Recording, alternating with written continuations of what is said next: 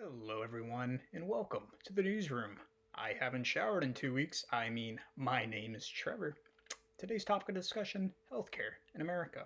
There's currently a lot of noise in the media right now about the current state of the healthcare system in this country, whether we should stay course and maintain the status quo of what we've been living in for centuries now, or whether we should try something a little bit more progressive, something a little bit more extreme. And that extreme is Medicare for all. That being said, in case you couldn't notice, today I will be discussing how the current healthcare system in America has failed us, failed the middle class, and worse, has failed the most vulnerable among us. It has failed the sick and injured.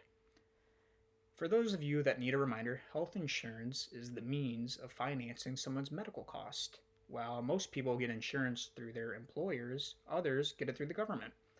Systems such as Medicare offer health insurance to seniors. Other programs such as Medicaid offer health insurance to those living below the poverty line.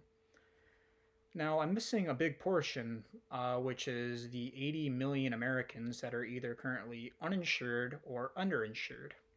Yes, that's 80 million Americans that do not have access to adequate health care. 80 million Americans. That is roughly 1/5 of the US population, in case you didn't know. What I find ironic is that we as a country spend more of our GDP on healthcare than any other first world country, only to worse results. And you often hear the same criticisms of Medicare for all, such as, oh, we don't want to be like communist China or communist Russia. We don't need that Medicare for all. Or ask any healthcare professional, they'll tell you how disastrous Medicare for all would be, or Medicare for all would be too costly on the middle class. The first claim I would like to push back on is Medicare for all is communism. Really? Communism? Do you know the difference between communism and socialism? They're two different things, in case you didn't know. While socialism advocates for the government to run certain enterprises, such as how the government runs our public school systems or how the government runs the United States Postal Service, communism is advocated by the likes of Vladimir Lenin and Karl Marx. They advocated for class warfare and the redistribution of wealth. Clearly, it sounds a little bit different, right? I'm not just living in a crazy land. Those are two different things, right? I'm just making sure. Um, I just don't find that they say it takes away the freedom of choice away from the consumer if we have Medicare for all, but I don't understand that claim either because if we had Medicare for all, it would eliminate insurance networks, thus providing more access to whatever doctor, healthcare clinic, or hospital you want to go to.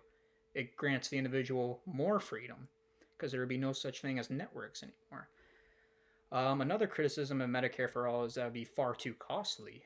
And my reply to that is simply compared to what? It already is costly. It's healthcare. Last year alone, according to the United States Census Bureau, over 500,000 Americans filed for bankruptcy due to not being able to pay their medical care cost.